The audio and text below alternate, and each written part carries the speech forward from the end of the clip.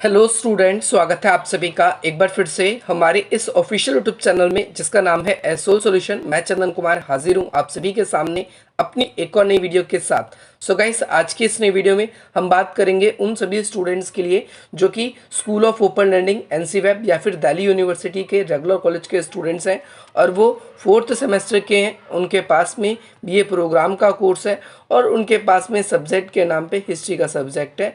तो आज की नई वीडियो उन सभी स्टूडेंट्स के लिए इंपॉर्टेंट है जो सन 750 से 1950 का आधुनिक इस बीच का इतिहास पढ़ रहे हैं। तो आज की नई वीडियो उन सभी स्टूडेंट्स के लिए इंपॉर्टेंट है। अब तक हमने आप सभी के लिए कुछ इंपॉर्टेंट क्वेश्चन बना दिए हैं जिसमें हमने प्लासी का युद्ध क्या था पूरा डिटेल वाइज समझ लिया। दूसरी चीज़ हमने ये भी पढ़ा कि प्लासी के युद्ध का क्या महत्व था, ये भी पढ़ लिया, ये भी इंपॉर्टेंट क्वेश्चन है। और आज हम बात करेंगे मीर जाफर के सामने कौन कौन सी कठिनाइयाँ आई, इसका वर्णन करें। तो चलिए ज़्यादा देर ना करते हुए आज की अपनी इस वीडियो को हम स्टार्ट करते हैं। सबसे पहले यथार्थवादी रियलिस्टिक वो लोग जो वर्तमान की सोच रखते हैं, उन्होंने क्या किया, उन्होंने प्लासी के युद्ध के बाद में जो मीर जाफर के सामने कुछ कठिनाई आई उनके बारे में बताया। होपफुली ऐसा भी हो सकता है कि आप सभी को मीर जाफर के बारे में ना पता हो कि मीर जाफर था कौन, लेकिन फिर भी आज की इस नई वीडियो से आप सभी के ये सभी डाउट्स क्लियर हो जाएंगे। मीर जाफर कौन था, कौन कौन सी कठिनाइयाँ आई और इस क्वेश्चन के अंदर हमें क्या लिखना है। तो भाई, प्लासी का जो युद्ध है वो बंगाल के नवाब सिराजुद्दीन दौला और साथ साथ ईस्ट इंडिया कंपनी के अधिकारी रॉबर्ट क्लाइव, उन दोनों के बीच में लड़ा गया था। और जैसे ही प्लासी के युद्ध में रॉबर्ट क्लाइव की ईस्ट इंडिया कंपनी की विजय होती है और बंगाल के अंदर उस विजय के साथ ही हम देखते हैं कि भाई इनकी जो दखल अंदाजी है वो प्रारंभ हो जाती है। मीर जाफर को क्या किया गया, सिराजुद्दीन दौला को हटाकर मीर जाफर को नवाब बना दिया गया। लेकिन मीर जाफर की प्रसन्नता से अधिक समय, ज़्यादा समय तक ये जो खुशी थी नवाब बनने की, ये ज़्यादा लंबे समय तक टिक ना पाई क्योंकि उसके सामने बहुत सारी ऐसी प्रॉब्लम्स आई जिसकी वजह से जो मीर जाफ़र है वो प्रॉब्लम में फंस कर रह गया। अब आप बोलेंगे कौन कौन सी प्रॉब्लम आई, तो हम ऐसी 7 से 8 प्रॉब्लम आप सभी को गिनवाएंगे जो आप सभी के एग्जाम में अगर पूछी जाएगी तो आप सभी उसे अच्छी तरीके से लिख पाएंगे। सबसे पहला, मीर जाफ़र के सामने कई कठिनाइयाँ थी। तो मीर जाफ़र के सामने पहली कठिनाइयाँ ये थी कि वो सिराजुद्दीन दौला का खुद ही सेनापति था। जब प्लासी का युद्ध चल रहा था तो उस युद्ध के दौरान में जो सिराजुद्दीन दौला है उसके साथ में मीर जाफर ने षड्यंत्र करा। किसके साथ मिलकर षड्यंत्र करा था, तो आपको ध्यान रखना है ईस्ट इंडिया कंपनी के जो अधिकारी थे रॉबर्ट क्लाइव, उनके साथ में मिलकर इन्होंने सिराजुद्दीन दौला के साथ में षड्यंत्र किया। और सेनापति होने के साथ साथ ही वह अत्यंत काफ़ी निकट संबंधित भी था, यानी मीर जाफर के काफ़ी ज़्यादा क्लोज था। क्लोज होने के कारण में क्या है कि वो अंग्रेजों को हराने में वो सिराजुद्दीन दौला के हमने देखा बहुत ज़्यादा निकट था। और सिराजुद्दीन दौला के काफ़ी निकट होने की वजह से हम ये भी देखते हैं कि भाई अंग्रेज जो है वो सिराजुद्दीन दौला को हराने में सफल भी रहते हैं क्योंकि एक षड्यंत्र रचा गया था ताकि हम सिराजुद्दीन दौला को हरा दें और उसमें मीर जाफ़र ने अंग्रेज़ों को पूरा साथ दिया था। और अंग्रेज़ों ने मीर जाफ़र को ये वादा भी किया था कि अगर तुम हमारी मदद करते हो तो हम तुम्हें क्या करेंगे, सिराजुद्दीन दौला को हटा के यहाँ का नवाब बंगाल जो है वो तुम्हें दे देंगे। तो भाई ऐसे ही हुआ। अब पहली समस्या इसके सामने क्या आई, तो आप यहाँ पर देख सकते हैं कि अंग्रेजों को ये खुश करना चाहता था लेकिन वो खुशी नहीं कर पाता था। ऐसा क्यों था, तो आपने देखा कि कहीं ना कहीं मीर जाफ़र की नियुक्ति में या नवाब बनने में अंग्रेजों की खास भूमिका थी क्योंकि इसने अंग्रेजों के साथ मिलकर षड्यंत्र करा था और अंग्रेजों से ये वादा किया था कि अगर हम युद्ध में जीते तो आप मुझे बंगाल का नवाब बना देंगे। तो भाई मीर जाफ़र ने अंग्रेजों को प्रसन्न करने के लिए बहुत ज़्यादा, अनवरत का मतलब होता है बहुत ज़्यादा प्रयास किए और उसने संपूर्ण राजकोष, यानी जो भी उनके पास में उनकी मॉनेटरी थी, जो फंड था उनके पास में, जो राजकोष था, शाही राजकोष था, उन सभी को उसने खर्च करना शुरू कर दिया ताकि अंग्रेज मुझसे खुश हो जाए, अंग्रेज मुझे और बड़ा पद दें या अंग्रेज जब अन्य राजाओं पे मैं हमला करूं तो अंग्रेज मुझको मदद करें क्योंकि अंग्रेज के पास में कुछ आधुनिक किस्म के हथियार हुआ करते थे। उन हथियारों के माध्यम से युद्ध की जो परिणतियाँ हैं वो बड़ी जल्दी बदली जा सकती थी। तो भाई उसने अंग्रेजों को क्या किया, बहुत ज़्यादा पैसा खर्चा किया उनके ऊपर। दूसरी बात, अंग्रेजों को उसने बहुत ज़्यादा सुविधाएं प्रदान करी, किंतु फिर भी वो ज़्यादा लंबे समय तक हम देखेंगे कि वो अपने पद पर नवाब बनकर नहीं रह पाता। उसने ज़्यादातर धन, उनसे अंग्रेज जो थे वो ज़्यादातर पैसों की डिमांड करते रहते थे और अंत में जब वो पैसा नहीं दे पाता तो अंग्रेज उनसे रुष्ट हो जाता है और उसको हटा दिया जाता है और बाद में इसी का दामाद जो था उसको नवाब बना दिया जाता है। कैसे बना था वो नवाब, वो भी आज हम इस वीडियो में समझ लेंगे। देखिए, तो आपने क्या देखा कि भाई अंग्रेजों को खुश करने में जो मीर जाफ़र है उसने बहुत ज़्यादा पैसा खर्चा करना शुरू कर दिया और उसकी वजह से जो उनकी इनकम थी, इनकम मतलब आय में कमी हो गई और मीर जाफ़र ने बड़े पैमाने पर अंग्रेज़ों को जागीरें भी बांटी थी। जागीरें बांटने का मतलब आपको ध्यान रखना है कि लगभग 1,50,000 पाउंड वार्षिक आय, यानी इतना पैसा, पाउंड जो है वो ब्रिटेन की करेंसी का नाम है, इतना पैसा, जैसे इंडिया में रुपया चलता है, इंडिया की करेंसी जो है रुपया, ऐसे इंग्लैंड की जो करेंसी है वो पाउंड है। तो इतना हर वर्ष वो क्या करते थे, 24 परगने, एक तो 24 परगने दे दिए गए थे, जिले टाइप के थे होते हैं परगने, उसको दे दिया कि भैया यहाँ से जितना भी रिवेन्यू कलेक्ट होगा, जितना भी टैक्स कलेक्ट होगा, इस पे आपका अधिकार होगा। और इसके अलावा हर साल भर में आप देख रहे हो 1.5 लाख पाउंड दिए जाते थे, तो ये बहुत बड़ी रकम थी। इसी प्रकार जो क्लाइव रॉबर्ट क्लाइव का नाम इस जगह पर क्लाइव यूज हुआ है, जो कि ईस्ट इंडिया कंपनी के अधिकारी थे, आदि ने अनेक जागीरें उनको दी और जिससे हम देखते हैं आय की कमी हो गई। बहुत सारी जागीरें बांट दी गई अंग्रेजों में ही, और इससे जो टैक्स आता था, क्योंकि अब टैक्स जब बांट दोगे आप ज़मीन, पहले टैक्स आपके पास आता था, अब आपने इस ज़मीन को जब दूसरों को बांट दिया है तो आपके पास टैक्स कैसे आएगा, तो टैक्स की आने में हो गई कमी। और इसकी वजह से कई आर्थिक कठिनाइयों ने उन्हें घेर लिया और उन्हें सब कुछ बेचकर भी मीर जाफ़र अंत में अंग्रेजों को संतुष्ट नहीं कर पाता है। तो सबसे पहले आय की कमी हो गई, सबसे पहली प्रॉब्लम आप लोगों को पता चला ये। दूसरी प्रॉब्लम आपने ये देखा आपने कि अंग्रेजों को वो खुश करना चाहता था, परंतु वो अंग्रेजों को ज़्यादा लंबे समय तक खुश ही नहीं रख पाया। दूसरी प्रॉब्लम ये थी। तीसरी प्रॉब्लम उसके सामने हो गई विद्रोह का डर या विद्रोह का भय। हम ये भी कह सकते हैं कि अपनी स्थिति को मजबूत बनाने के लिए मीर जाफ़र ने बहुत ज़्यादा उसको प्रॉब्लम हो रही थी और उस स्थान पर जो कर्मचारी वगैरह थे वो विद्रोह का भय बना रहता था कि कहीं अंग्रेजों की मैं ज़्यादा सुन रहा हूँ, अब जो कर्मचारी जितने भी हैं वो विद्रोह ना कर दें, तो इस बात का डर रहता था बहुत ज़्यादा। इस कारण से अंग्रेजों ने अपना प्रभाव धीरे धीरे बढ़ाना शुरू कर दिया, ताकि विद्रोह अगर हो जाएगा बंगाल के अंदर तो बंगाल हमारे हाथों से भी चला जाएगा, इनके हाथों से भी चला जाएगा। इसीलिए अंग्रेजों ने क्या किया, धीरे धीरे अपना प्रभाव बंगाल पर बनाना शुरू कर दिया। वो पूर्ण रूप से अगर हम देखें, जो मीर जाफ़र है वो पूरी तरीके से क्या बन जाता है, कठपुतली बन जाता है पूरी तरीके से। तो इस वजह से विद्रोह का डर भी था और कठपुतली बनकर वो रह गया था। अगला चौथा पॉइंट है हिंदुओं का असंतोष। हम देखेंगे मीर जाफ़र ने हिंदुओं के प्रति काफ़ी कठोर नीति का पालन किया। यहाँ पर आप देख सकते हैं कई ऐसे शासक इतिहास में हमारे रहे, जैसे अलाउद्दीन खिलजी की बात करें हम, इसके अलावा औरंगजेब की बात करें, तो ऐसे ही मीर जाफ़र भी था जिसने हिंदुओं के प्रति कठोर नीति अपनाई। जबकि उसके पूर्ववर्ती नवाब, जो उससे पहले के नवाब थे जिसका नाम था अली वारदी खां, वो पूर्ण हिंदुओं का आदर करते थे। हिंदू लोग इस कारण से ही नाराज़ हो गए थे क्योंकि वो रॉबर्ट क्लाइव जो थे उनकी कूटनीति में फंसकर रह गए और धीरे धीरे उन्होंने बंगाल को उन्हें बांटना शुरू कर दिया। पहले उन्होंने वर्धमान, अपने क्लास 12th में वर्धमान शब्द पढ़ा होगा, इसके बाद में हुगली रिवर भी नाम अपने क्लास 12th में सुना होगा, और इसके बाद में नादिया। ये प्रदेश है ऐसे जो उपजाऊ प्रदेश थे जहाँ पर बहुत ज़्यादा पैदावार भी होती थी और ये नदी किनारे थे भी, तो ये पोर्ट के रूप में भी यूज़ होते थे। तो ये इन्होंने अंग्रेज़ों को दे दिए और इसकी वजह से जो उड़ीसा के जो राजा थे उस समय के, राम सिंह, और पूर्णिया के राजा जो थे युगल सिंह, उन्होंने इनके विरुद्ध में कार्रवाई भी करी थी। किसने कार्रवाई करी थी, तो मीर जाफ़र ने उनके विरुद्ध में कार्रवाई करी थी। तो इस वजह से हिंदू जो है वो क्या हो गए थे, रुष्ट हो गए थे। होपफुली आपको ये वाला पॉइंट भी अच्छे से क्लियर हो गया होगा।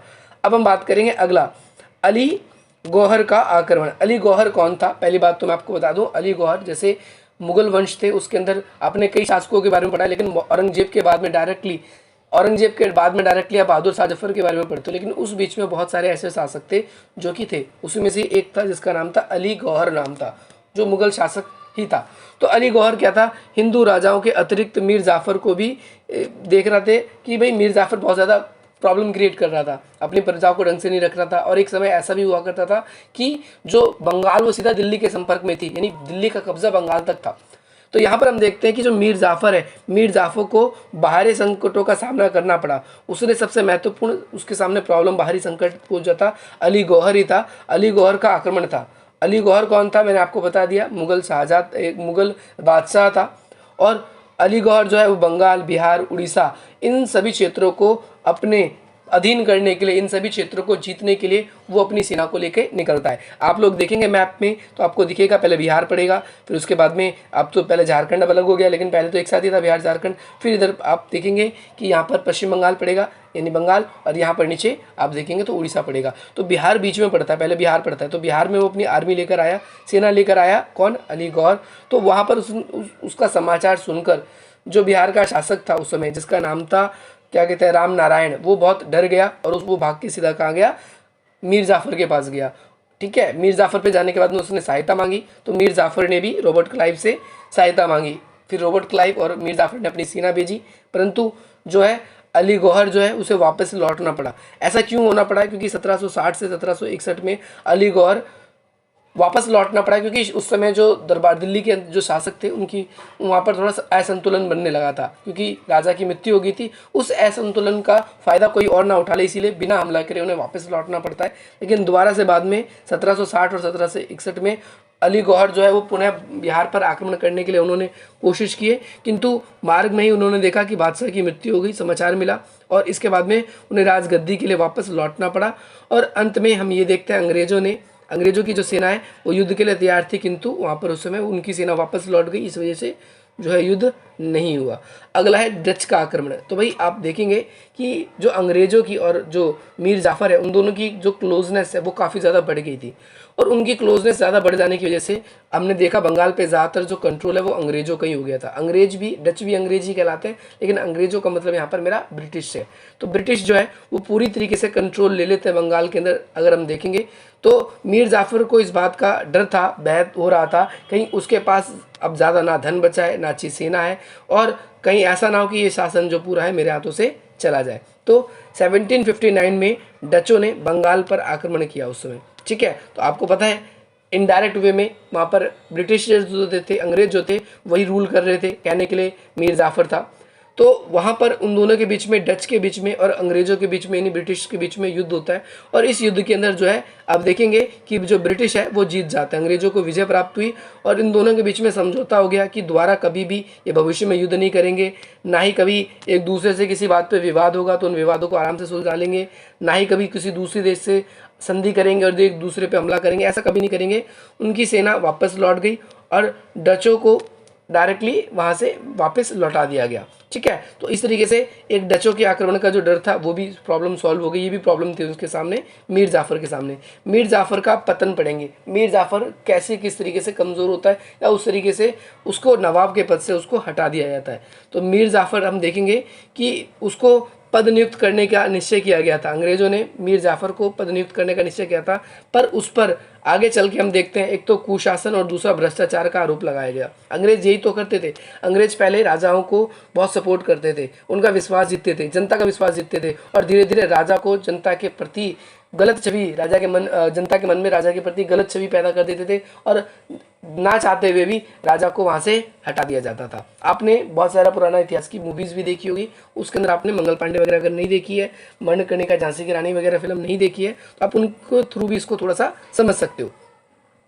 तो इसके बाद में उस पर भ्रष्टाचार का आरोप लगा, कुशासन का आरोप लगा कि भाई अच्छा शासन नहीं है, उसको हटाया गया, और उसके स्थान पर मीर कासिम, ध्यान रखना मीर जाफ़र का जो दामाद है उसका नाम है मीर कासिम, उसको क्या किया गया, मीर कासिम को अगला नवाब बनाया गया। कब बना वो, तो ध्यान रखना है 27 सितंबर 1760 में बना, और मीर कासिम से समझौता कर लिया गया कि भाई मीर कासिम ने नवाब बनने के बदले में उनको कौन कौन से प्रदेश दे दिए गए थे, उन्हें वर्धमान, है ना, इसके अलावा मिदनापुर, है ना, चट्टगांव, ये कुछ क्षेत्र ऐसे थे जो कंपनी ने उन्हें दे दिए थे। और इसके पश्चात जो मीर जाफ़र है और मीर कासिम है, उन दोनों के बीच में क्या हुआ, एक समझौता हुआ था, और उस समझौते में ये बात तय हो गई थी कि भैया अब जो है उनको कलकत्ता भेज दिया जाएगा। किसको, मीर जाफ़र को, ध्यान रखना है आपको, मीर जाफ़र को कहाँ भेज दिया जाएगा, कलकत्ता भेज दिया जाएगा, और उन्हें भत्ते के रूप में, यानी हम पेंशन के रूप में हम कह सकते हैं, भत्ते के रूप में उन्हें 15,000 रुपये प्रति माह दी जाएगी। और साथ ही साथ जो है आगे चल के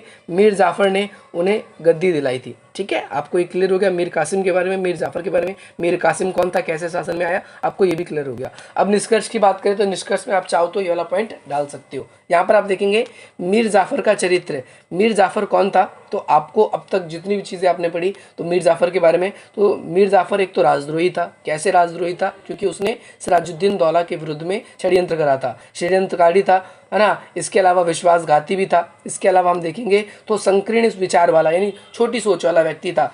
वह नवाब बनने योग्य नहीं था, बल्कि षड्यंत्र के थ्रू नवाब बना था। और आप ये देख सकते हैं कि 1757 में प्लासी का युद्ध हुआ, और 1760 में अगला नवाब बना दिया था। तो कितने समय तक शासन कर पाया, कह सकते हैं हम ये भी कह सकते हैं कि अंग्रेज़ों की एक चाल थी कि किस तरीके से हम सिराजुद्दीन दौला को इसकी मदद से हरा भी देते हैं, और ना ही इसको शासन देंगे बल्कि हम किसी और को शासन देंगे, और पूरा का पूरा कंट्रोल हम अपने अंडर में ले लेंगे। तो अंग्रेज बहुत ज़्यादा तेज थे और वहीं ये उतना ज़्यादा मूर्ख था, हम ये कह सकते हैं। तो भाई उसने कभी भी शासन की ओर अच्छे से ध्यान नहीं दिया, ना ही प्रजा की भलाई की ओर कार्य किया।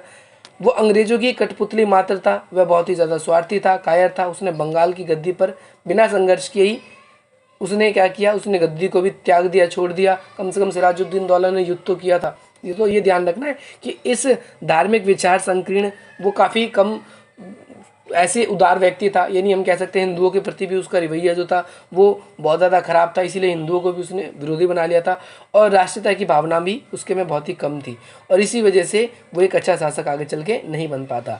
अब हम नेक्स्ट वीडियो में बात करेंगे मीर कासिम कौन था और बक्सर के युद्ध में क्या कारण थे बक्सर के युद्ध के और उसके परिणाम हम पढ़ेंगे। तो होपफुली आज की नई वीडियो आप सभी को बहुत वैल्यू मिलेगी और इसी प्रकार की इंटरेस्टिंग वीडियोस पाने के लिए आप हमारी वीडियो को लाइक करेंगे। अगर आप चाहते हैं हमारे साथ कनेक्ट होना तो इस नंबर के थ्रू आप हमसे कनेक्ट हो सकते हैं।